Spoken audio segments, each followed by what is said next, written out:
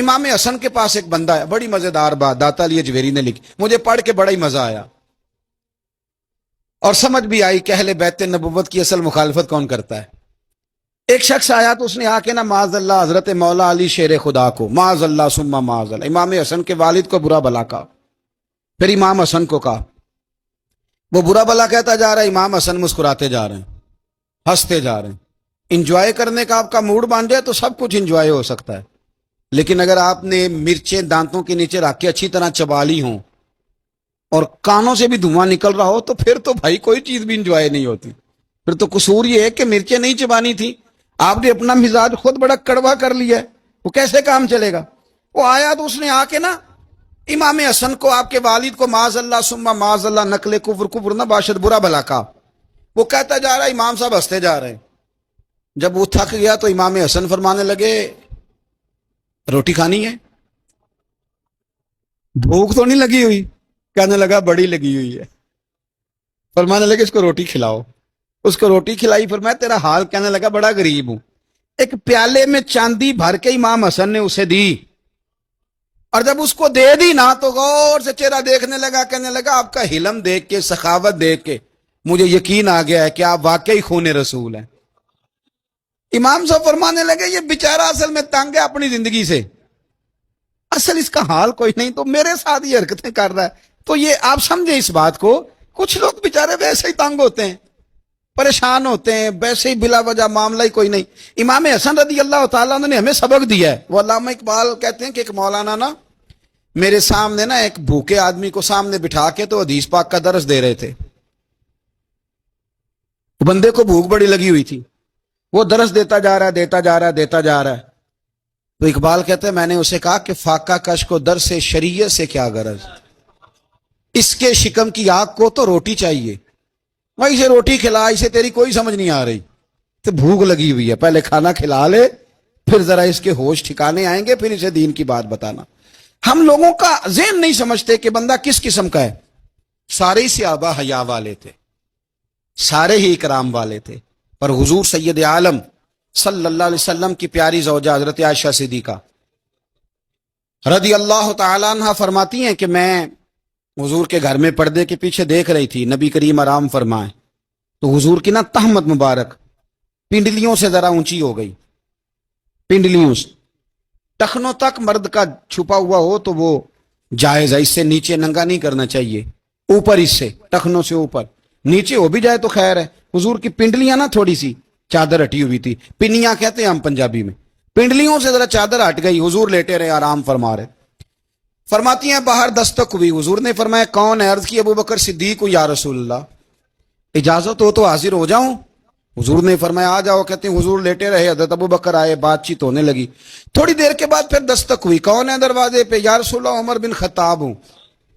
فرمایا آ جاؤ، آ گئے، بات چیت ہوتی رہی، تھوڑی دیر کے بعد عثمان غنی آئے، یا رسول اللہ آ جاؤں؟ فرمایا عثمان ذرا ٹھہر۔ حضرت عثمان ٹھہر گئے، نبی کریم اٹھ کے بیٹھے، چادر مبارک پنڈلیوں کے گرد لپیٹی، اپنے کرتے کو سیدھا فرمایا، کہا عثمان آ جاؤ۔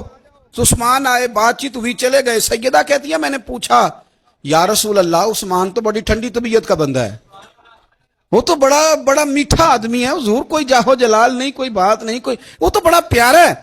عمر آئے تو آپ لیٹے رہے، ابو بکر آئے تو آپ لیٹے رہے، تو عثمان؟ حضور فرمانے لگے عائشہ عثمان سے تو فرشتے بھی حیا کرتے، عثمان سے تو فرشتے بھی حیا کرتے، تو میں نہ حیا کروں؟ آپ اس بات کو سمجھیں، غور کریں کہ اگر ان کی طبیعت اس طرح کی ہے کہ وہ کہتے ہیں کہ وجود زیادہ چھپا ہوا ہونا چاہیے، تو نبی پاک نے ان کی طبیعت کا خیال کیا ہے، حضور نے ان کے مزاج کا۔ آپ کو نہیں پتا کہ ابا جی آپ کے کیا سوچتے ہیں، کیا چاہتے ہیں؟ آپ کو نہیں پتا آپ کے استاد کا مزاج کیا ہے؟ آپ کو نہیں پتا آپ کے مرشد کامل کی طبیعت کس طرح کی ہے؟ وہ کن باتوں میں راضی ہوتے ہیں، کن میں ناراض ہوتے ہیں، ہمیں سارا پتا ہوتا ہے، لیکن ہم چاہتے ہی نہیں صحیح کرنا معاملات کو۔ ہم اپنے وجود پر تھوڑا سا بوجھ ڈالنا ہی نہیں چاہتے، اپنی طبیعت کو تھوڑا سا تکلیف دینا ہی نہیں چاہتے۔ حضرت صدیق اکبر رضی اللہ تعالی، مالدار آدمی، کروڑوں پتی شخص، لیکن انہوں نے نا ایک موقع پہ پھر ٹاٹ کا لباس بھی پہن لیا۔ تو کسی نے ان سے کہا ابو بکر یہ کیا؟ فرمانے لگے نبی کریم کو میرے آقا کو غریبی پسند ہے تو ابو بکر غریب بن گیا ہے. ختم ہو گئی. جے سونا ہی میرے دکھ وچ راضی تے میں سکھ نو چلے ڈاواں. ٹھیک ہو گئی بات. وہ جس حال میں رکھے اس حال میں راضی رہنا ہے. یہ جو مزاج ہے نا ہمارا کہ میں ڈھلنا نہیں چاہتا, میں بدلنا نہیں چاہتا, ہم تو غلام ہیں پھر بھی نہیں بدلتے. تھوڑا سا خیال کریں. میں کہا کرتا ہوں کہ اماں کو زیادہ نہیں ضرورت پیسوں کی. ہاں ماں تو ماں ہوتی ہے, وہ کو ریٹ لگا کے تیرے سے پیسے مانگے گی. اماں کو تو بس اتنی ضرورت ہے کہ ماں جو کہہ دے جی کر دو. ماں کو تو اتنی ضرورت ہے کہ 2 منٹ رات کو بیٹھ جاؤ پیروں میں, اماں لا تیرے پیر دبا دوں, بھائی اتنا ہی کافی ہے. وہ کہے گی او ہو میرا پتر بڑا چنگا. اللہ وہی انج دی اولاد سارے نو دے وے. او بھائی ایسے کر دے. وہ تو سویرے پورے محلے کو ابا جی کو کوئی نہیں ضرورت تیرے پیسوں کی. ہاں نا, ان کو تو ضرورت ہے. تو کبھی کبھی تو ان کو موٹر سائیکل پہ بٹھائے اور ابا جی منڈی جانا تھا, میرا دل تھا کٹھے چلیں گے, آئیں ذرا پیار سے چلتے ہیں. کبھی ان سے پیار کرے, کبھی کہے ذرا کندھے نہ دباؤں. او یارو اس کی ضرورت ہے, نہیں ضرورت مرشد کامل کو کسی کے پیسوں کی. نہ, اللہ جانتا ہے جو کامل آدمی ہوتا ہے اسے ضرورت ہی نہیں ہوتی. اسے تو اتنی ضرورت ہوتی ہے کہ اس نے کہہ دیا سیانے بن جاؤ تو سیانے بن جاؤ, اس نے کہہ دیا نیک ہو جاؤ تو نیک, اس نے کہا ہے کہ آج آ جانا تو پھر, اور نہ یار کہاں ضرورت ہے تیری. میں اتنا ہی بڑا. ہم لوگ دوسروں کے بارے میں سوچتے ہی نہیں. بس میں مجھے سکون دو, میرے مطابق ڈھل جاؤ, میری بات کرو. اور نہ یارو, میرے رسول کریم, میرے نبی رحمت سرور دو عالم صلی اللہ علیہ وسلم دوسروں کا خیال کرتے, ان کے مزاجوں کا خیال کرتے, ان کی طبیعت کا خیال کرتے, ان کے معاملات کو دیکھتے. میرے رسول پاک علیہ السلام تو دیکھتے کون شخص کس طرح کا ہے, کس رویے کا ہے, کس انداز کا ہے, اس کو اس کے مطابق عزت دیتے, وقار دیتے, نواز دیتے, اس شخص کا اس طرح کا اکرام کرتے. میرے نبی کریم صلی اللہ علیہ وسلم فرماتے ہیں میں نے معراج کی رات میں نے جنت میں ایک محل دیکھا. میرا دل کیا میں اندر سے جا کے دیکھوں, پر اس کے دروازے کے قریب گیا تو عمر فاروق کا نام لکھا تھا. فرماتے ہیں میں نے کہا عمر ذرا طبیعت کا سخت ہے. اس نے کہنا ہے قانون یہ ہے کہ پہلے اجازت لو پھر کسی کے گھر جاؤ. چلو ہم نہیں جاتے, عمر سے پوچھ کے چلے جائیں گے. گھر جو عمر کا ہے, نہیں آپ کو سمجھ آئی میری بات کی یار, نہیں سمجھے. جن کے قدموں کے صدقے گھر ملا ہے, اگر وہ یہ خیال کرتے ہیں کہ سامنے والے سے پوچھ لینا چاہیے, نہیں آپ نہیں سمجھے. او بھائی جن کے برکت سے وہ مکان ملا ہے, اگر وہ مزاج کا اتنا خیال رکھتے ہیں تو پھر مزاج رسول کا بھی تو خیال ہونا چاہیے نا. پھر مزاج سنو. پھر نبی کریم صلی اللہ علیہ وسلم واپس آئے, حضور نے بتایا وہ عمر تیرا مکان بڑا پسند ہے یار.